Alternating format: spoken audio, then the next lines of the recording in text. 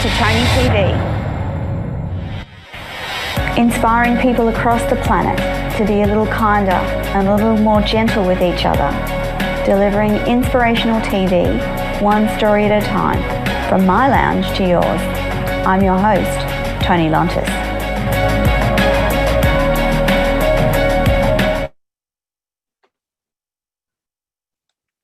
And good evening, America. Good morning, Australia. You're back on Radio Toni Every Day Business with Toni Lontis.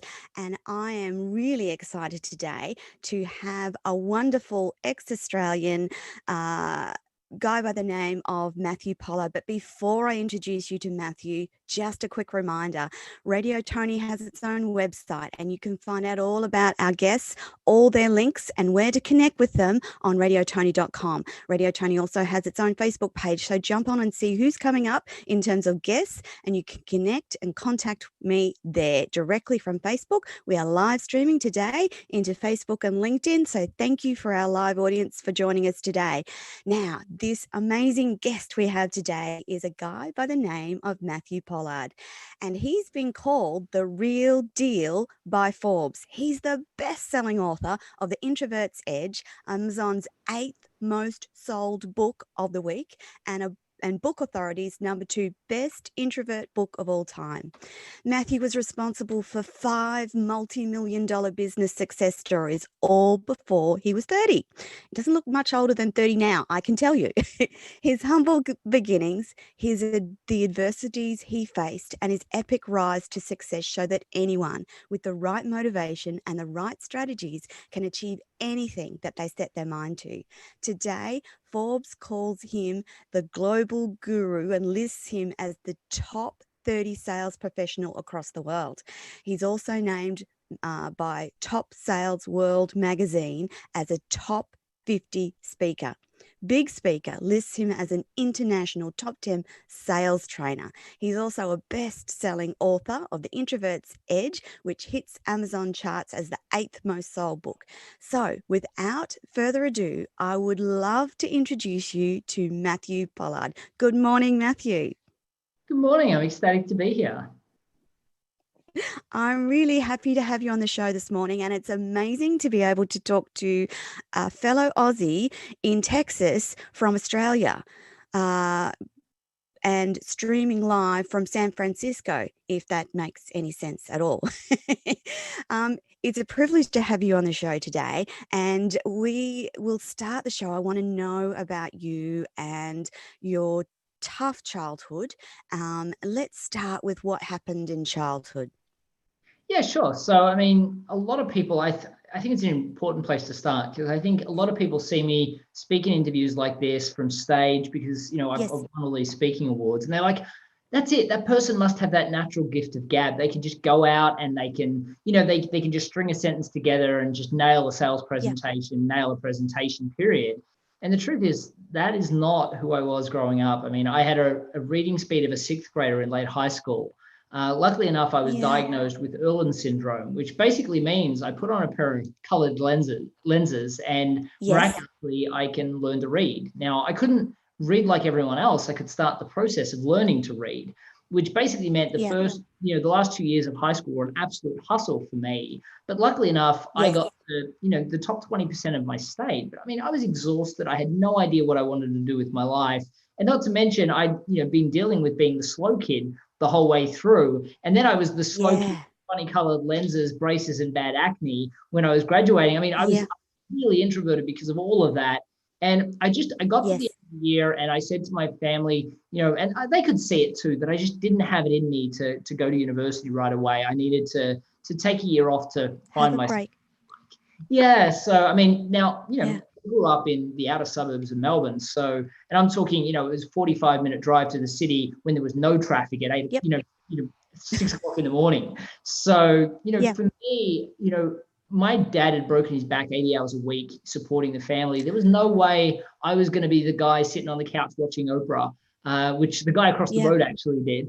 And then there was no way also we were going to be able to afford for me to travel and just, find myself that way. So, I took a job at a real estate agency, and I know what you're thinking, out the front selling. I wasn't the guy in the back office with a look on my face saying, don't talk to me, I'm here to find myself. And, literally, it was like that. I mean, I was a quiet kid. So, but 3 weeks into my job, I had my boss come up to me and he said, "Man, I'm sorry to tell you this, but they're actually closing down this office. You're out of a job." I've been there 3 weeks.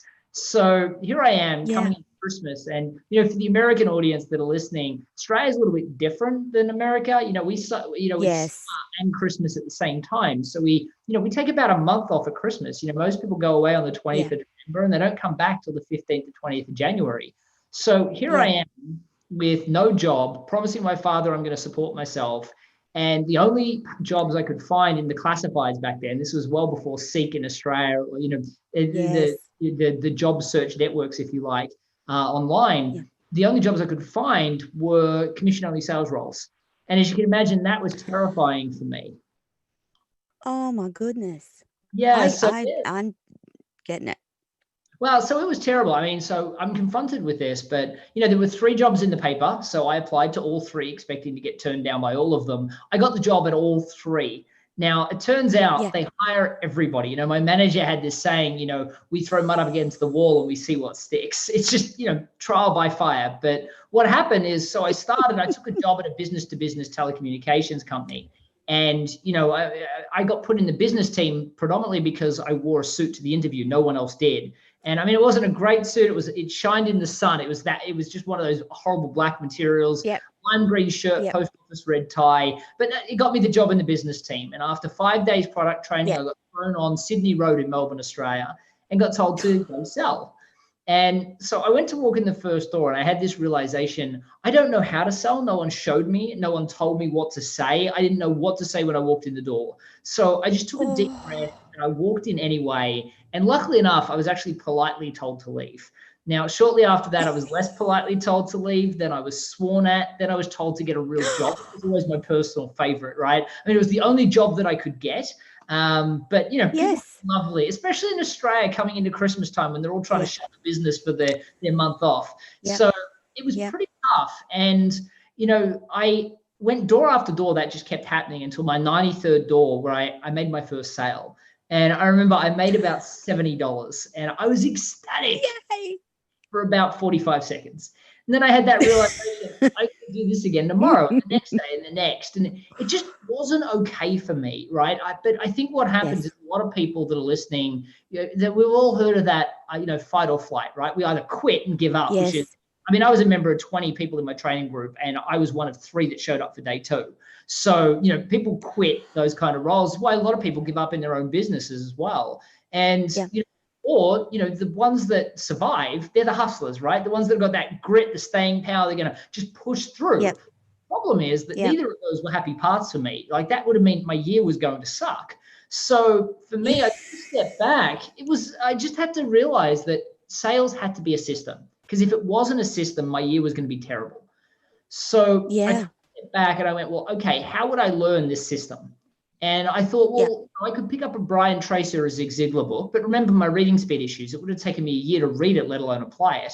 So instead, at that time, we were just going from dial-up to proper internet, and YouTube was becoming well known. So I typed in the sales system and all these, different strategies for selling and came up, and I started focusing on one element of the sales process every day. So I'd go out and I'd sell, and then 8 hours, 8 hours selling, 8 hours back home practicing the next step and perfecting that next step. I'd do that 5 days a week. Weekends, I'd spend 16 hours practicing. And that was my life week after week. But what happened, it got easier. I mean, 70, I think, very shortly after that was 71 doors. Then it was, 46 doors. Then it was 31 doors. It was 18, 9. I got it down to, on average, 1 sale every 3 doors. About 6 weeks. Okay. Yeah. So that's pretty good. it improves. So, I mean, about 6 weeks in, my manager pulls me aside and I thought I was in trouble because, I mean, remember, I was the quiet guy that handed my paperwork in downstairs. And he Yeah. was puzzled.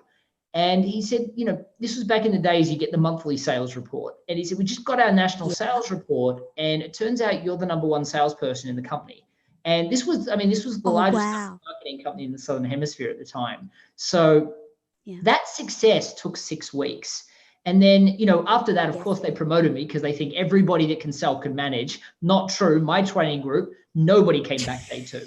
So, I got given another training group, but luckily enough, I went to YouTube, I learned to manage, and I became good at it because introverts make amazing sales trainers because they learn by process, right? So I got the nickname I got called the young Anthony Robbins. I got promoted 7 times in 12 months.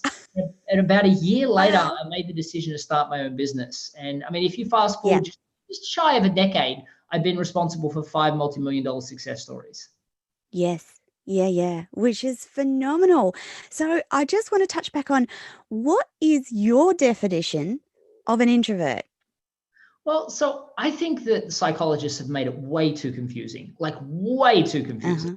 And, so there's Uh-huh. people that say, oh, I used to be an introvert, but I'm more of an extrovert now. It's not something you can change, right? No, I agree. Oh, it drives me, like, I understand, and I'll explain that in a second, but the Yeah. introversion is an extroversion is where you draw your energy from. I'll give you an example. So Yes. I run a conference in America called, Small Business Festival. And for the first event, I mean, Yes. it was listed by Inc. as the number 3 conference in America for small business. And the Yeah. first year when we launched it, Jim Cathcart, who is the number 1 most award-winning speaker in the world, as a personal favor Yeah. to me, came and spoke on the stage as the closing speaker. And he's an extrovert. He's definitely not introverted. But for 3 days, Yes. he was involved in the event. I mean, during one of the stressful times where one of my staff members was sad because it was her mum's birthday and she wasn't there, he played the guitar for her and sung to her. And, he's just that kind of guy. Now, I was in and around the event. Yeah. We were both up on stage all the time. The difference was at the end of the 3 days, he was charged up and he wanted to go partying, Yes. experiencing the live music capital of the world in Austin, right? So that was Yes. it. And you were exhausted. Absolutely. I wanted to go home, put a hoodie on, and sit in a dark room. Unfortunately, it came as a favor to me, so I was his host for that night. At midnight, I had to ask a guy in his 70s for permission to go home because I was so tired and he was still acting like a 12-year-old that was playing football out with his friends. So that is the definition of introversion. For me, it's where you draw your energy from. It doesn't mean that introverts can't sell, network, present. It means that we kind of suck at it without a system, which we're going to spend some time talking about. But let's face it, introverts have their burdens to bear as well. Some might say extroverts aren't the best listeners in the world. And they, because of that, will go away and learn things like active listening, or HR will send them to learn active listening. The difference is extroverts know that whatever they don't have is coachable. Introverts, on the other hand, believe that there's this barrier that they can't cross. And that's what I spend my time helping people overcome, to help introverts realize that class citizens, their path to success is just different to that of the extroverts. So don't learn off extroverts. But once they embrace that, realize there's a process and a system for everything, ones that channel their natural strengths, they'll outsell, out-network, outperform their extroverted counterparts. And just to finish on that point. Oh my God, that's good to hear. Yeah, absolutely. And, just to finish on that point, I will say that a lot of people do believe that they become more extroverted as they learn these systems. That's not actually accurate. It means that they enjoy those systems, because I know people that hated selling, terrible at selling, got exhausted, were too anxious to go, had chronic stutters, and now they love it. Doesn't mean that they don't come home exhausted. For an introvert, it's like going to visit, Disneyland. You enjoy the rides, you have a great time, but when you come home, you want to hit the pillow. And that doesn't make you more extroverted. It just makes you an introvert that has great strategies for behaving extroverted, but behaving like the best version of yourself when networking. Yeah. It's so wonderful to talk to another introvert who understands that need to, yes, I'm on the radio. Yes, I talk to people, but do you know the first 6 months on radio, I felt physically sick every time I stepped in front of the microphone, and I still get nervous. So after I finish this interview that I've been so excited to do, I will have to go sit in a corner with a nice cup of tea and go, it's okay. It's okay. You did good. It's all right. And that's the difference. Whereas if I was an extrovert, I'd be like, yeah, and jumping off the ceiling. So there's very different ways that we react to the world around us. And I'm so glad that you do this work and that you talk to the introverts and teach us these systems for sales, because that is your superpower. Sales has become your superpower through trial and error process. And it's a wonderful thing. So I'm just wondering, I've read a lot of your stuff, and so I'm interested to know some of the entrepreneurial mishaps that you had along the way, because they're great stories. It's interesting. So I think that, I mean, there was a time, and it was literally a 12-month period. I mean, so I was working at McDonald's for $220 a week. And then about 6 months later, I was earning well over a six-figure income as a commission-only salesperson selling telecommunications. And then fast forward another year, my wage bill was more than most people per week, was more than most people earn in a year. And that perspective, of course, you're going to make some mistakes. I was lucky enough actually that, so my mother was, I mean, she was really smart, but her father was a sheep shearer and her mum was a seamstress. So her principal actually picked up the phone and called, her principal picked up the phone and called her dad and said, she's the smartest kid in school. She could be a doctor if she wanted to. And her dad's response was, no child of mine is going to go to become a doctor. You're going to go to secretarial school where you can get a safe job. Right, where, so that kind of was the mindset. But because of who she was, eventually she took herself back when we were younger through university. So I grew up while she was doing her business degree and reading, books like The E-Myth and Rich Dad, Poor Dad. And my father went back to school afterwards and studied quality. So because of that, I mean, my dad's an auditor. My mum became a business coach. And because of that, when I started my own business, my mother, actually, I hired her to go, what am I doing here? Like, there's so much, and so many processes. And my dad, our dinner tables would become more like board meetings sometimes, where my dad would audit what we were doing. And because of that, I think I managed to escape a lot of the mishaps that happen. What's interesting is, I talk about, rapid growth, and, it's actually surprisingly easy to growth, as long as you don't just focus on the functional skill. And there's 3 steps that are outside your functional skill. And if you do those, you'll get amazing success.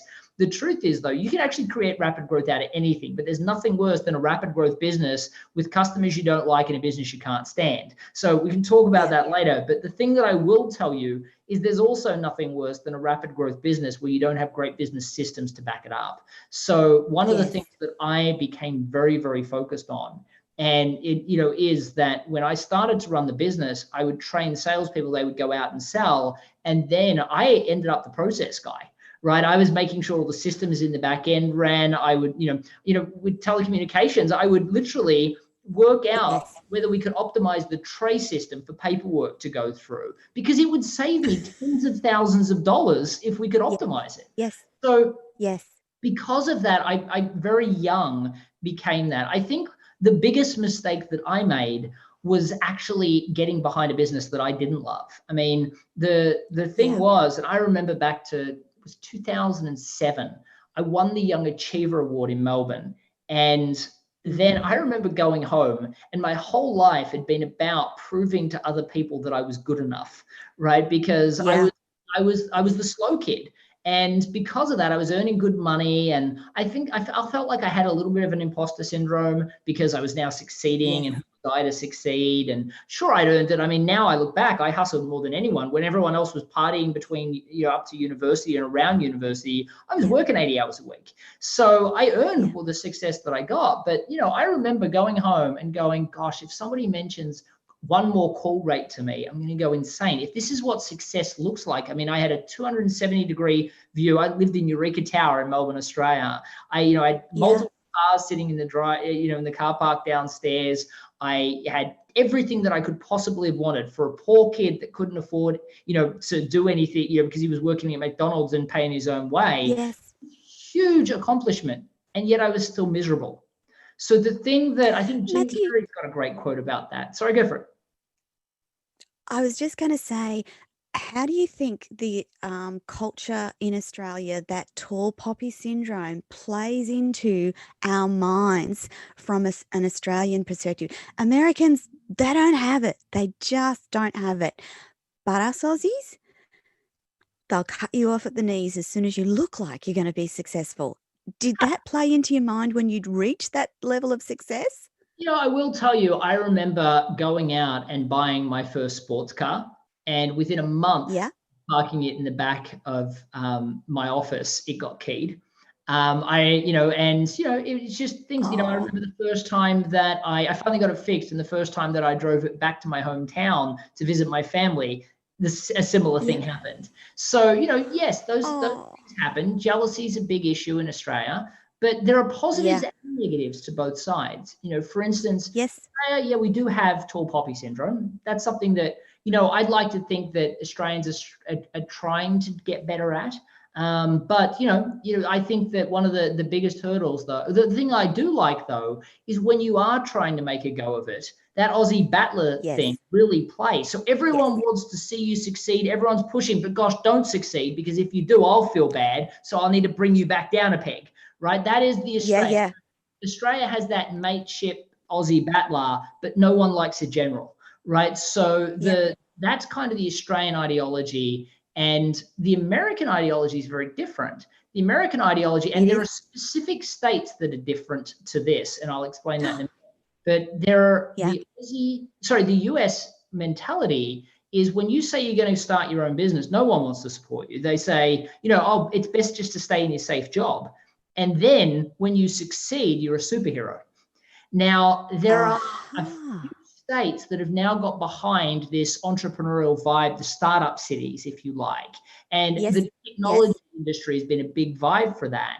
But what I noticed, and I actually wrote an article in Fortune magazine about this, I call Austin the startup, the rock star of small business cities. And I think it's because they are the live music capital of the world, not the manufactured music, the live music capital of the world, which is like the smallest of small businesses, right? So what you notice in Austin is everybody has that Aussie battler feel about helping everyone succeed when they first get started. And then when they do succeed, they still celebrate them. And it creates this perfect storm where what happens is it's a great incubator, but then when people succeed, the people that have succeeded, because they're no longer, shunned from the community, they take it as their duty to support the people that are getting started. So it creates this amazing ecosystem of people helping each other out. Now, I've seen that happen in other American cities as well now, but it's just an amazing thing to see when they get it right. Now, I think that, with the introduction of co-working facilities into Australia, hopefully that will start to change. But the mentality that made Australia strong is actually the reason why that mentality is a problem as people succeed. I agree. I would prefer it to the average not getting supported at the start, but those cities that get it right, they get it right. And that's why they become charges for and incubators for startups. So that's why you ended up in Austin, and there's a lovely story around what happened to you just around about the time you turned 30. And can you tell our listeners about that? Because it's a lovely story.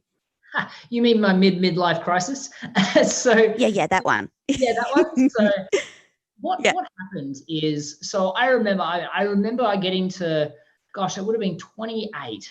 And I remember looking back going, I've now been in the workforce for nearly 10 years. I've worked 80 hours a week for as long as I can remember. And I don't even really remember what my hobbies are anymore. Now, a lot of that was what happens when you first start, especially if you run a business you don't really enjoy.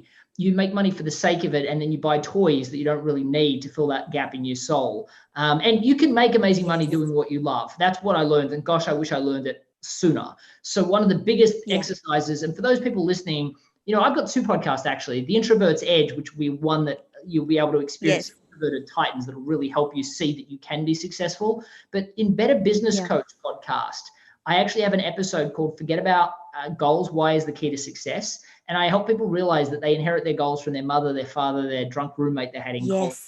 Hear things that run after them, they don't think them through. And then you spend your whole life trying to get to a goal. And I got there, and I got there quickly, and I was miserable. Some people spend their entire life never getting there because they don't foster the fire in their belly. And other people get there, and then 30 years later, and they're like, why did I waste my life? And I was lucky. I got there quickly. And then I realized that I could make more money in less time by doing what I love, because how can anyone compete when it's connected to that huge amount of passion, when it's the energy is not getting sucked out by the fact that you don't enjoy it. So, but when I got to 28, I remember looking back and going, okay, I need to learn what my hobbies are again. So I actually joined all those, like Groupons and things like that, not to save the money, but to be presented with all these things. So I got my scuba diving license. I got my motorbike license. I learned the language. That didn't do too well, but I did try. I went through that whole effort of learning and experiencing life again. And then I hopped on a plane in December, and I just made the decision that I was going to travel for a year. So my friends all, came with me to Thailand for 2 weeks, and then they didn't know, but I was going off traveling. So I spent 3 months in South America, 3 months in the US, and 3 months in Europe. And the plan was to spend 3 months in Asia as well. And it was really just to find myself. And also I was looking for a place to start up. I mean, every business that I built was bricks and mortar, direct sales, telemarketing, retail stores. And let's face it, when you're an offline marketer, Australia's 22 million people. That's it. So I was like, I want a bigger marketplace, a new challenge.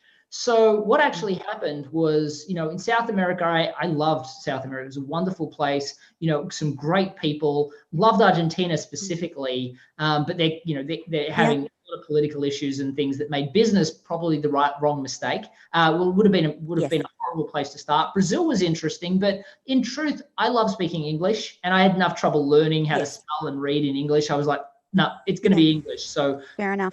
America, I loved America, and I went to Europe, and obviously some countries speak English, but just loved the States. And what I found though is, in Austin, every story's got a girl, right? So I met a lovely girl, Brittany, in Austin, and we spent some time together. I came back to Austin a couple of times, and I got to about 2.5 months into my trip into Europe, and my heart just wasn't in it anymore. So I came back to the US.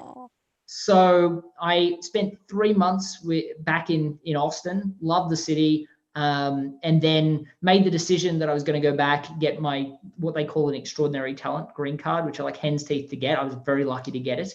And then a few years later, I got my extraordinary talent green card, which is even more impossible to get. And then I proposed, and we got married shortly afterwards. But what's funny is I learned to run online. I got the realization when I first got here, if I start another business here in a bricks and mortar way, gosh, I'll be, if my family gets sick, there's no way for me to get back. Like, you can't have 100 staff in Austin and then be getting back. So I made the decision I was going to go into an online business.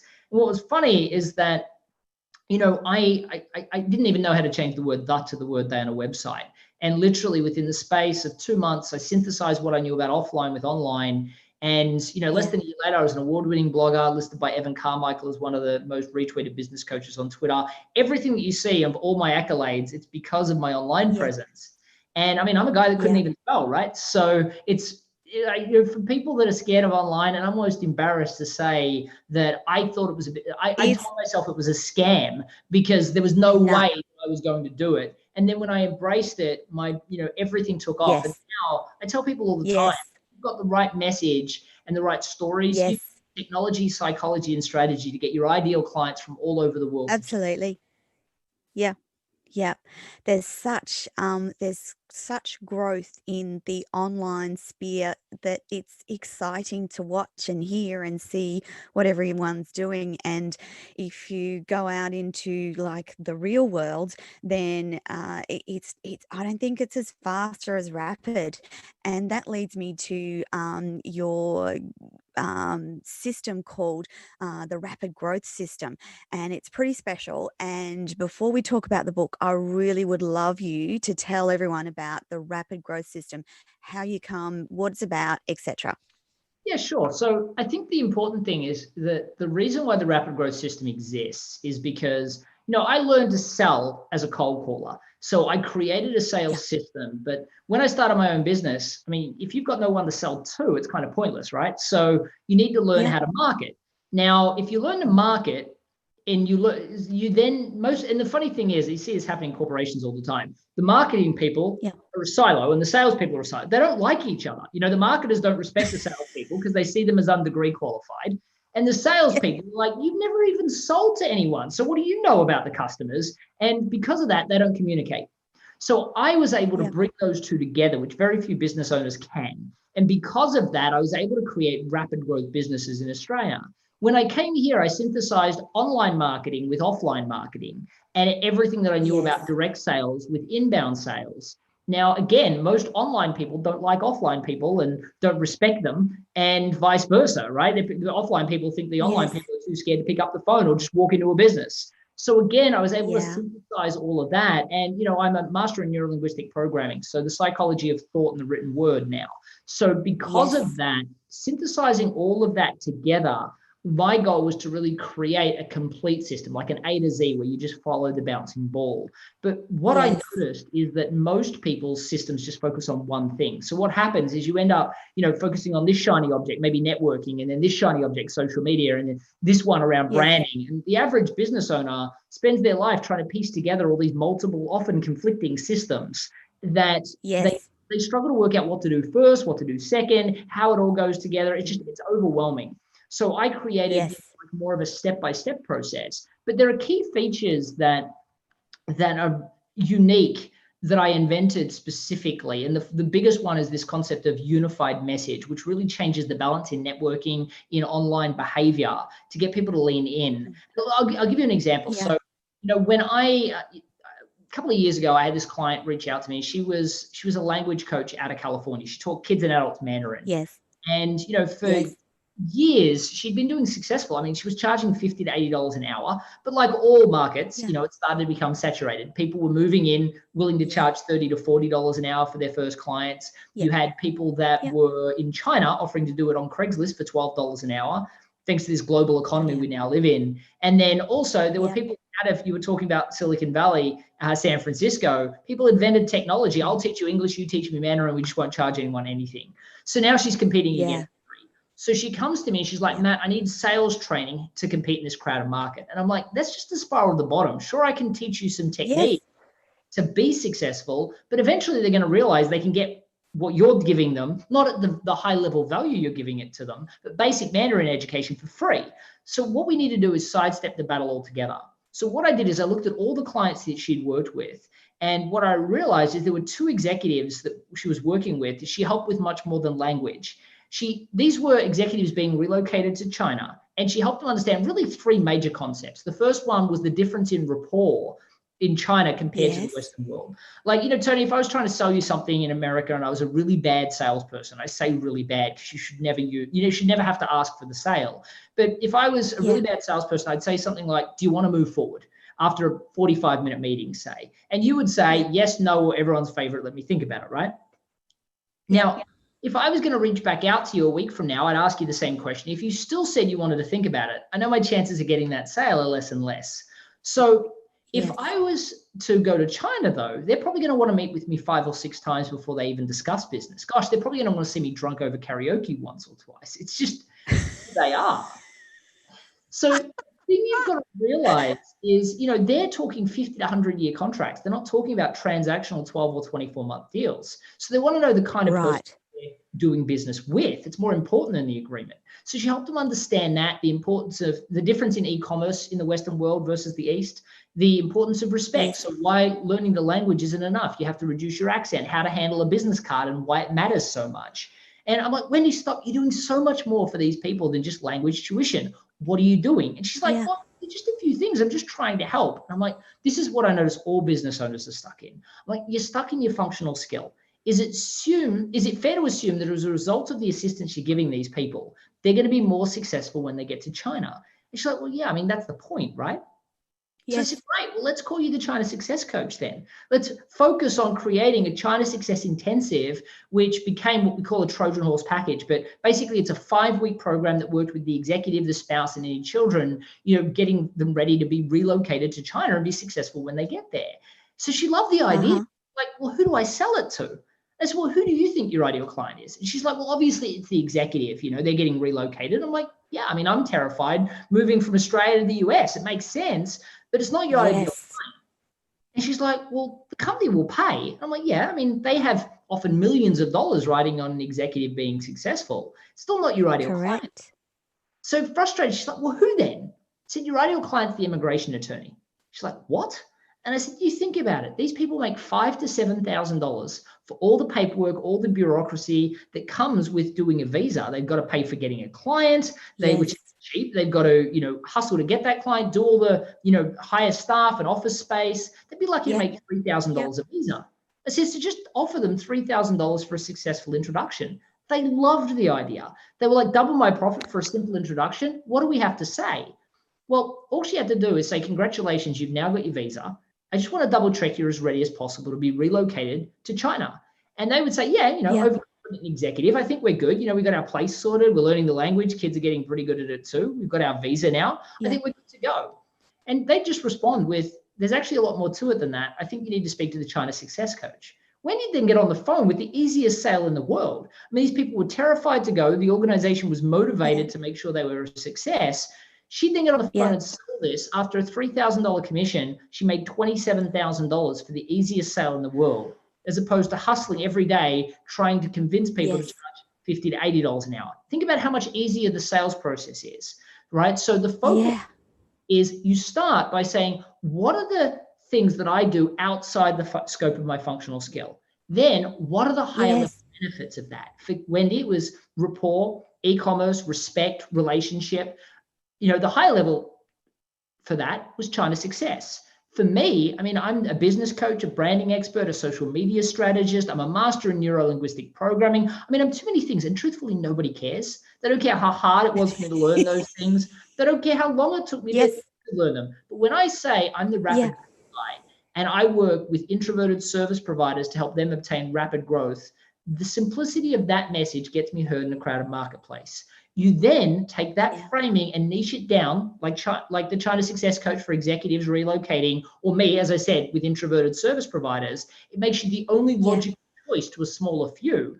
After that, who to call, where to go networking becomes easy to work out. And then creating a sales system has so little variables because everybody is exactly the same. So you're selling to similar people every single time. So there's all the heavy lifting. Now we get that clear messaging and use some online automation. Next thing you know, you've got people from all over the world that are excited and inspired by your message, that see you as the only logical choice because they're in your niche and they're chasing you. Yeah. Fantastic. And so that's exactly what you've been doing since you moved to Austin, Texas, 6-7 years ago? Well, yeah. So I moved to Austin in 2014. We actually moved to North Carolina about a year and a half ago now. So Austin was a great city, don't get me wrong. But being the introvert that I am, with me speaking in so many concrete jungles, my wife and I decided that we were going to go hide away in a little country town in North Carolina. So, we're still close enough to an airport for me to do a lot of international speaking events and things like that, get home and visit the family. But yeah, that's what we've been focused on. So, what's interesting, so the book you're talking about is The Introvert's Edge, which my book where I talk Yes. to really break down the sales process. But my new book is actually the Introvert's Edge to Networking, and that comes out in January, Yes. and it's actually available for pre-order now. So if you do order it, I know. send Toni your receipt, and I'll make sure you get all the pre-order bonuses we're putting together. You can also go, by the way, to the introvertsedge.com/networking. It's not loaded up now, but if you put Yes. your email address there, we'll send you the first chapter as soon as it's available to come out. And it's a great read. I've got the first chapter. So what I will tell you though is, I mean, the first book won so many awards. I mean, it was, as you said, it was listed by Book Authority as the #2 introvert book ever written. HubSpot listed one of the most highly rated sales books ever written. But what's interesting is the reason we wrote it that way is I wanted it to read like a novel. Because let's face it, learning to sell or network is it feels confronting for an introvert. Yes. So I wanted it to read like a novel so that they would get the opportunity, everyone reading it would get the opportunity to laugh out loud with the characters in the story and just happen to learn selling or networking throughout the process. And I think that's why it succeeded. But what was interesting is in the first book, now everybody knows my brand too well, but in the first book, we tell all these stories and everyone's probably wondering, does this guy, are these real stories? Because we're so used to fictitious examples. Well, in the later part of the story, in the later part of the book, Derek Lewis, my ghostwriter, comes out from behind. We use the Wizard of Oz quote, pay no attention to the man behind the curtain. He comes out and tells his own chapter first person. And he actually shares his own story about how the sales system took him from 27,000 in 2013, 12,000 in October of 2014 when we met, to 120,000 by the end of the year, 300,000 the following year. And I mean, he made 200,000 just in April the following year. Right. So he tells that real story about how he shied away from sales and he didn't realize he was, but he was, and how he succeeded through the sales system. But the thing that's unique is that the reason why that book did so well is because that highlighted that all the stories are real. Every single story, there are 22 stories inside the Introvert's Edge to Networking. Every single person is a real story of a real person, and they've all signed releases to be part of the book to allow their stories to help people that are trying to learn how to network and sell. So that's I think one of the real differentiators, because my whole brand's built on authenticity. And I believe that, I mean, that's why, he said Forbes, he talks about the man that's actually done it. Neil Patel, I think he's one of the top 10, global influencers in networking. Tom Ziglar, who's Zig Ziglar's son. By the way, Zig Ziglar is in case you're wondering, and so is Tom. So is Neil Patel. But all of them talk about me being the person that has actually done it. And that is the difference. I'm not talking about theory. I'm showing you how to do it, what to do, step by step, the process. But not only have I done it for myself, I'm actually sharing stories of people that I have taught to do it and give you the exact strategies I taught them, and then showing you how we applied it to their unique situation. So there is no, is this going to work in the real world? It continually works. And it does. People to obtain rapid growth, even in this current COVID environment. There's a lot seems to be happening under the current COVID situation, and I'm reading about lots of unexplained success. And I'm wondering if that's to do with the fact that we've had to all take a breath and stop hurrying and hustling, and we've had time to reflect. And as we said before the program, I've loved this time. I love being in my little home office and doing everything online and not really having to go anywhere or do anything much. And I find it interesting that you've moved to North Carolina or South Carolina? North Carolina. Yeah, so we're North Carolina. And is it a rural space? So it's interesting. So it's still a primary city, but they call it the Triangle because you've got a big city, which is Raleigh. You've got a smaller city, but busy city, which is Durham. And then there's this little town that's about a 30-minute drive from both of them. If you're in Melbourne, it wouldn't be as big as Geelong, but it would be like Geelong as an example. But it's a little town. It doesn't have a huge population. And my wife and I live in a outer area of that. Like literally where we live, there is like no COVID. Kids are still playing out the front, the situation. I mean, it'd be more like Australia than the US, if you like. So, the situation here, it's relatively remote, which we like, but I'm still, I said to my wife, I can live anywhere you want as long as we're within a 45-minute drive from the airport, and without traffic, I am 45 minutes from the airport. So she literally 45 minutes. You know, the thing for us is, you know, the COVID it's been interesting. So I think everybody had a bit of a shell shock about April time. And people were worried that people weren't going to make decisions. And people, like, literally, we would have people on my team, and, you know, they'd be talking to people, and, you know, they'd be moving forward, and they'd be like, oh, actually, with COVID, can I just wait 2 weeks? And then, you know, so everybody went through that weird time. However, there were strategies that we used to get them past that. Most people aren't prepared for that, right? So they don't handle it well. They don't treat it with empathy. They treat it with bully sales tactics. And for me, sales should not be transactional. There should be no bulldogs, you know, no hard closings, none of that. Networking shouldn't be transactional, but it also can't be aimless either. You need a system and a strategy for both. But the thing is that if you have it and you channel, I mean, introverts are amazing listeners. They have amazing empathy. Channel that into a system. They're unbelievable at both networking, selling, presenting the works. Great leaders as well. The thing is that we had that little period, but then most of the world went back to normal, except, I mean, a lot of people tell themselves these stories that the world is still tough. And the trouble is stories, I mean, there's studies out of, there's studies that show that it short circuits the logical mind and you speak directly to the emotional mind. So you've got to be careful the stories you're telling yourself, because you tell yourself, and because it's not, you're not thinking logically when you tell yourself these reasons for why you can't succeed, this narrative, right? You've got to be careful that you can still believe them even when they're not true. And for a lot of people right now, COVID is, you know, for me, I mean, what was interesting, I mean, of course, my speaking business kind of fell apart like a lot of people's speaking businesses did. But I've done a couple of virtual events. I moved a lot to next year. I lost very few events that physically canceled, but the ones that were like, you can't cancel, as opposed to, what about next year? Or what about a virtual event? Or how can I help you? Empathy and understanding and active listening. They're the ones that lost everything, and their reputation and their relationship. So for me, I didn't really notice, but I will tell you that both my revenue and my profit is higher than last year, even in the face of COVID. And that's just because more people are actively searching. And yes, you're right. What's happened? My father used to tell me, and this used to happen all the time, but I would come home, you know, young kid running a multi-million-dollar business, terrified, really, still, and didn't know really what I was doing. I'd come home and the world was on fire, and I didn't know how to handle this situation. The world was going to end if I didn't figure out a solution. And instead of pushing it through, my father would say, what would happen if the worst thing happened? And we'd talk through what that would look like. Oh, it's not that bad. Matter of fact, it might actually be better than if I did push through. Sometimes stopping and reassessing is the most powerful thing you can ever do. And a lot of people in their own businesses, they just get into the hustle and they put these blinders on and they think workload and grit is what's going to get them to success. You know, the smart people realize that this was a great time to learn. And this is actually a really good thing about Australia. Australia do tend to go back to education when things like this happen. And the Australian government actually does a lot to support that.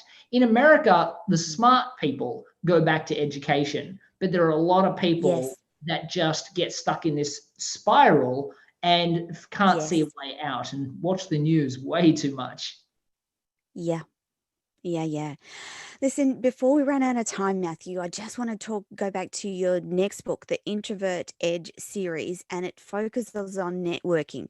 Why did you decide with this book to focus on networking from an introvert's perspective?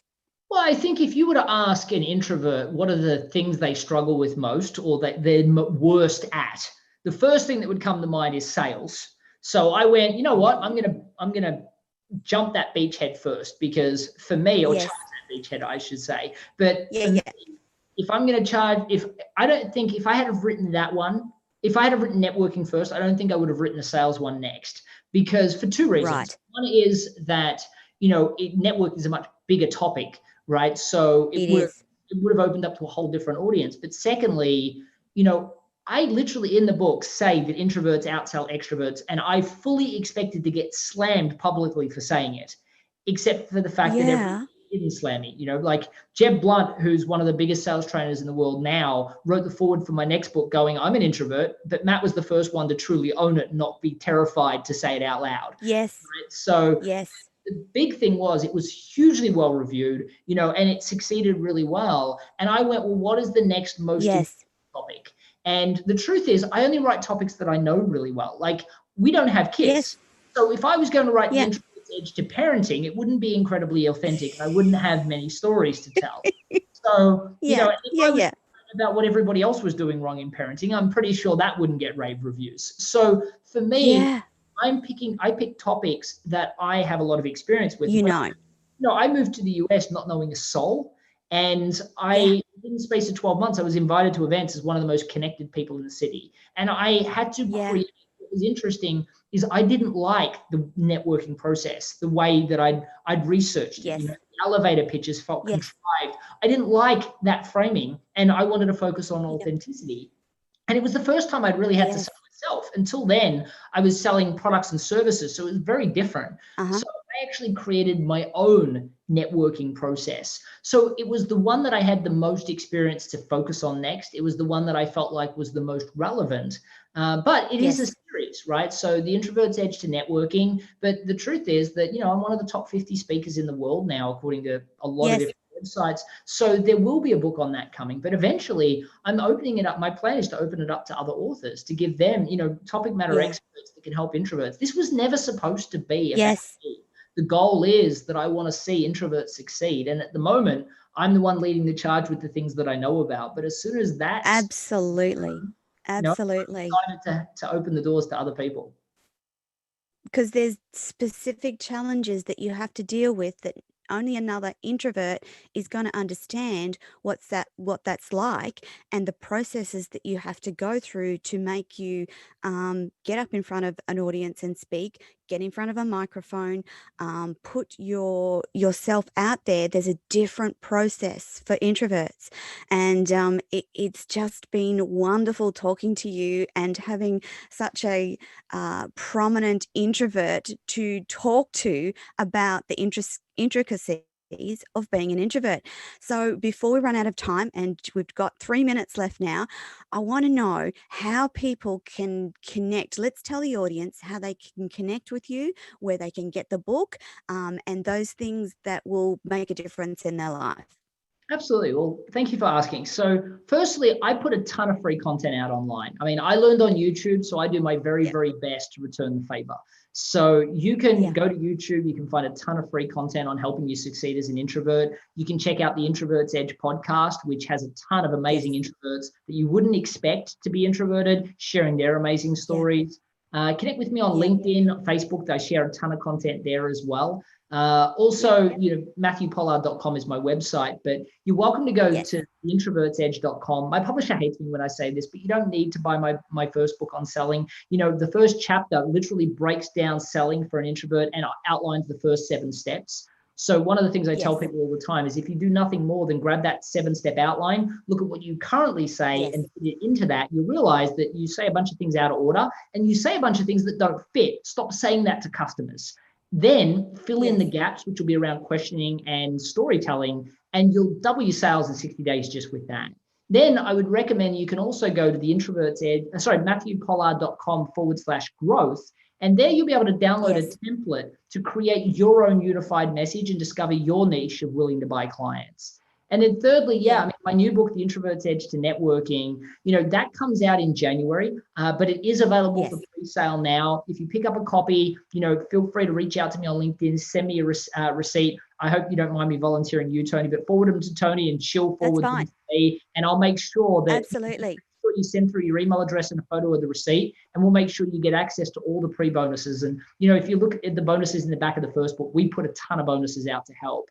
And the other thing will be, we're going to be putting together a launch team as well to launch this book, to get it out to as many people as possible. So if you are interested in that, if you want to be a supporter of the cause, there'll be a form that we'll publicly share on social media, and we'll be trying to get as many people to share the word of the book as we possibly can. Yeah. Matthew, do you still work one-on-one with clients to help them get those rapid results?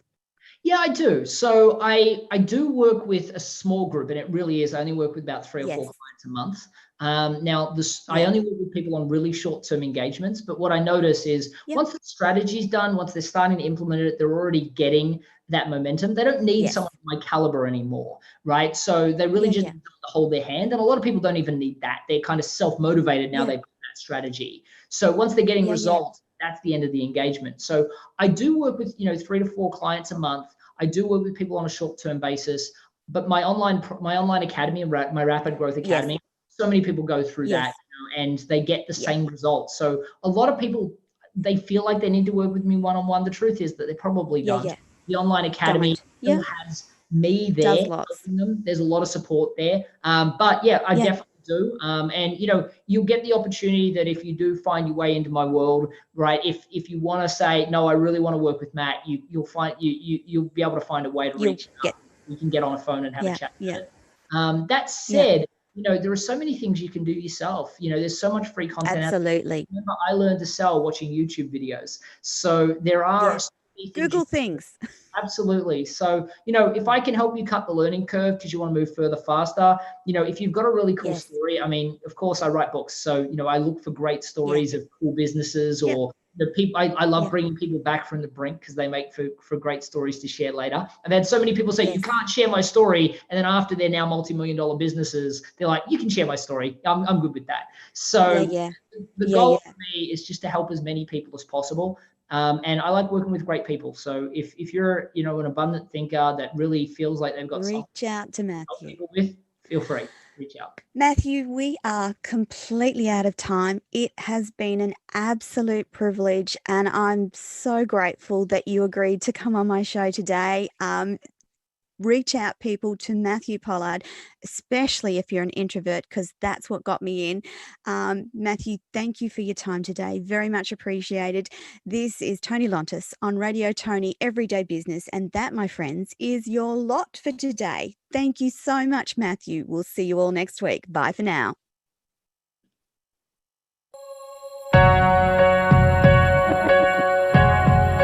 Thank you for watching and listening to Toni TV. For more inspirational stories, join us next week. Bye for now.